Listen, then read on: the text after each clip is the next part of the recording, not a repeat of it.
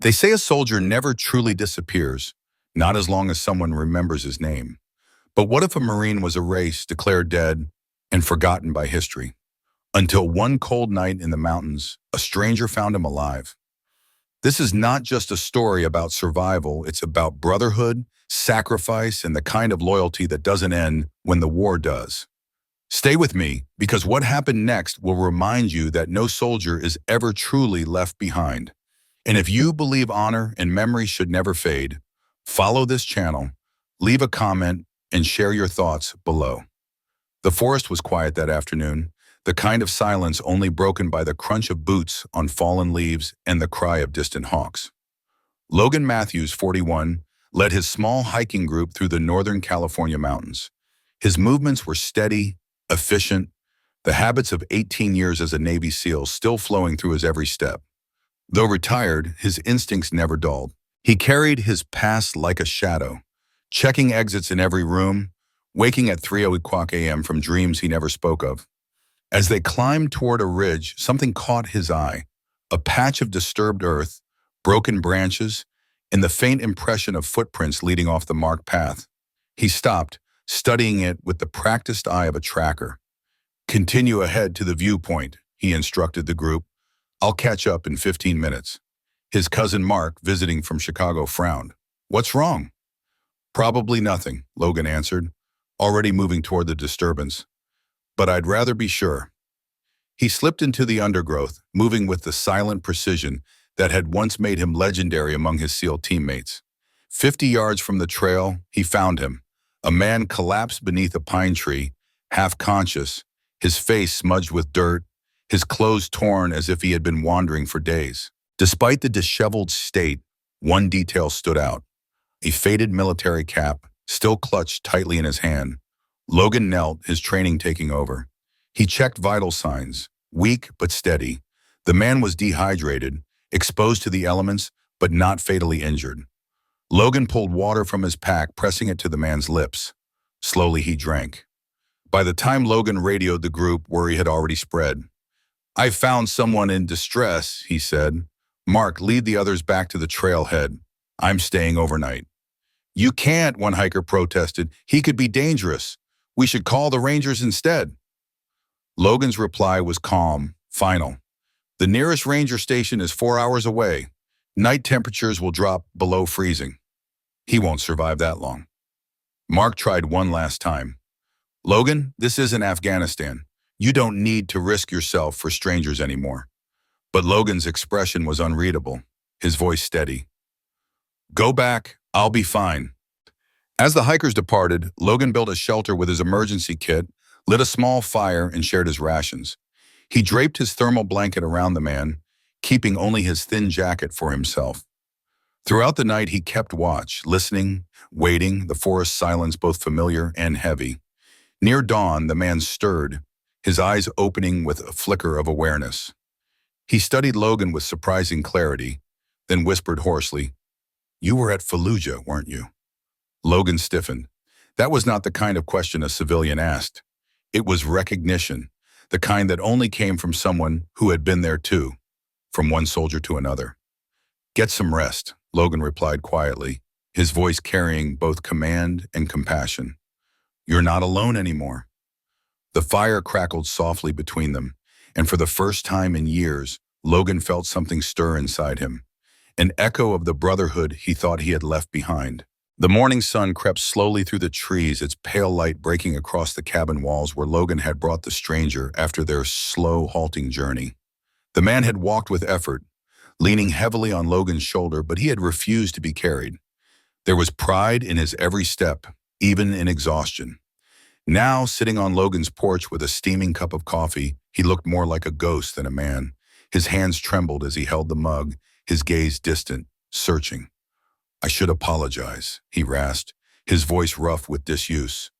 "My memory, it comes and goes. The days blur together."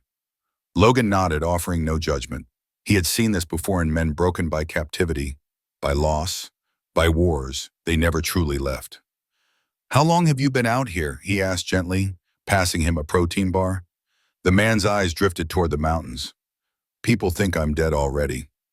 His words were soft but heavy with truth. When he shifted, his torn jacket fell open just enough for Logan to notice a flash of metal beneath the dirt, a fragment of identification tags. Logan's eyes caught the inscription. R. Mathesa, 1st Marine Recon. He didn't react outwardly, but the name sparked something in his memory. Back in 2010, there had been whispers among SEAL teams and Marine units alike.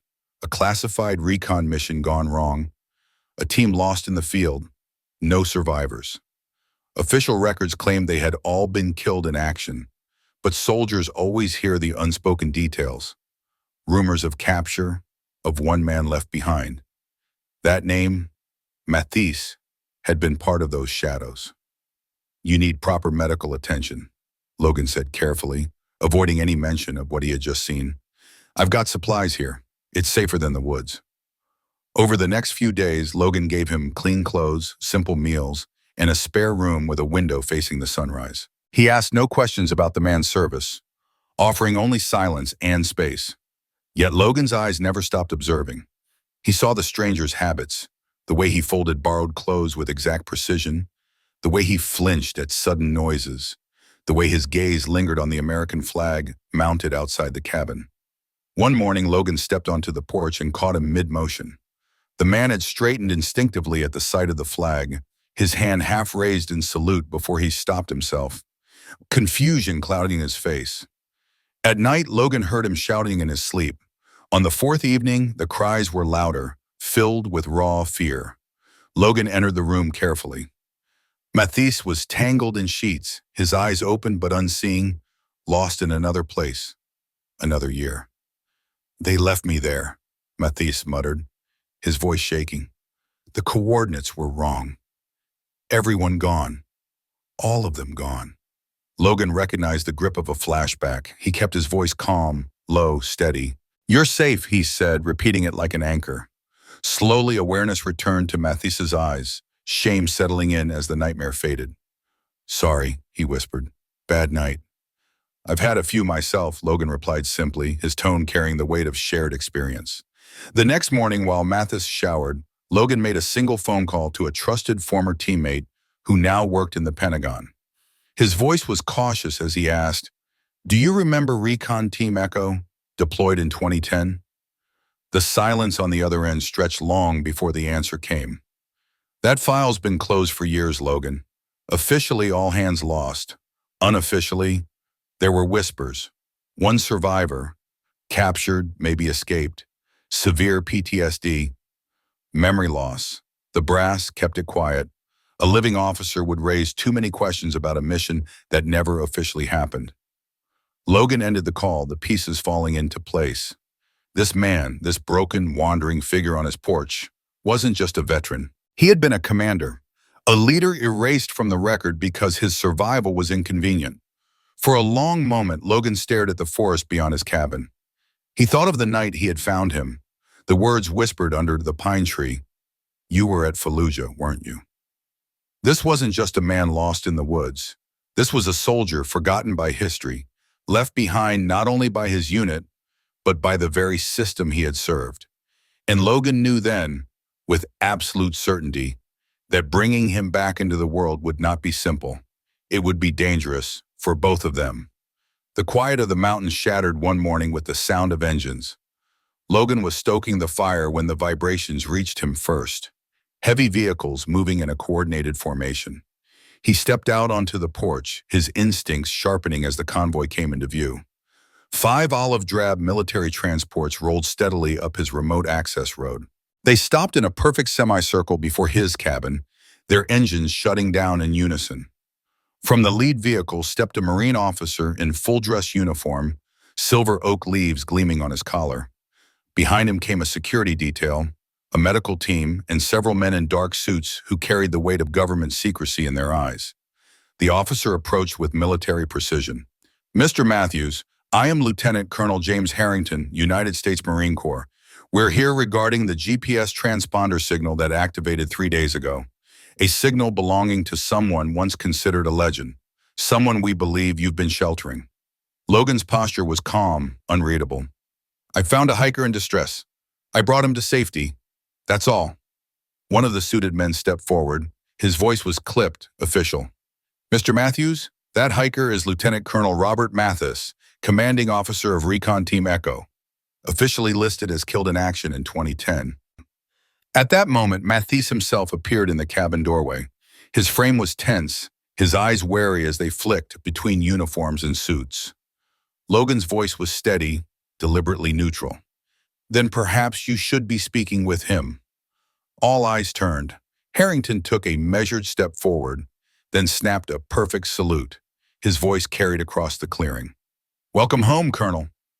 Every Marine present came to attention, saluting in unison. The air vibrated with respect, the forest echoing with a silence more powerful than sound.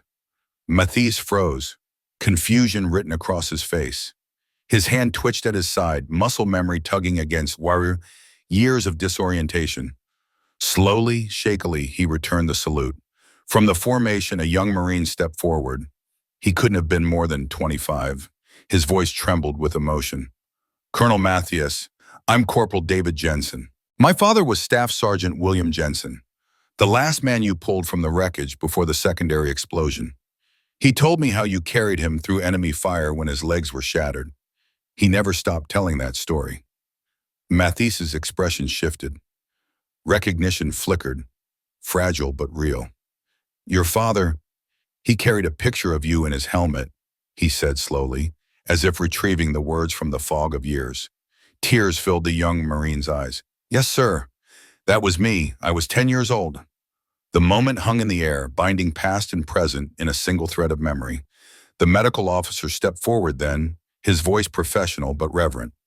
Colonel, your implanted emergency tracker, activated when Mr. Matthews brought you within range of a satellite.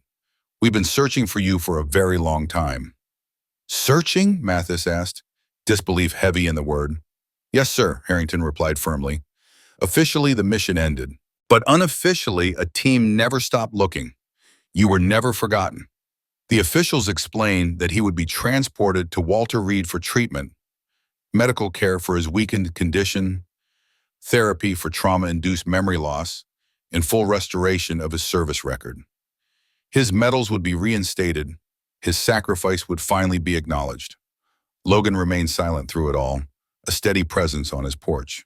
When a senior officer approached to thank him, he shook his head. I didn't save anyone. I just did what any soldier would do for another.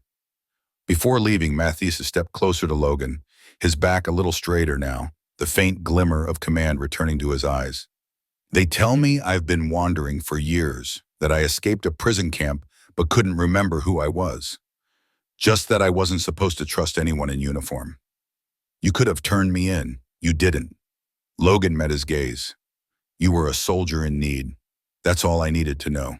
For a moment, the two men stood in silence, exchanging something deeper than words, the unspoken understanding only brothers in arms can share. And as the convoy prepared to depart, the mountains bore witness to a truth long hidden. A forgotten soldier had finally been called home.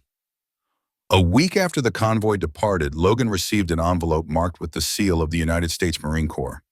Inside was a formal commendation, thanking him for his role in what was now being called Operation Homebound.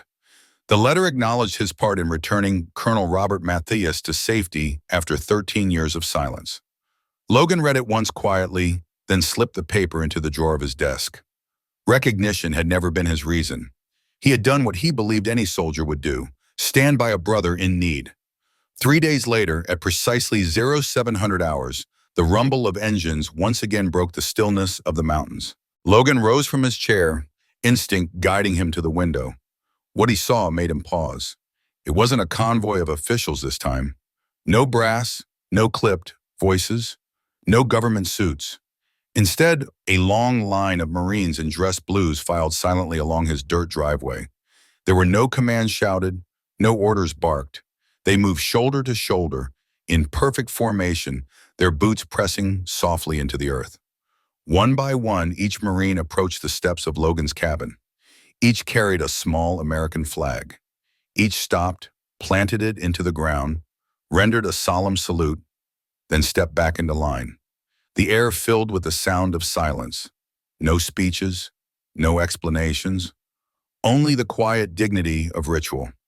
The last to approach was Corporal David Jensen, the young Marine who had spoken of his father.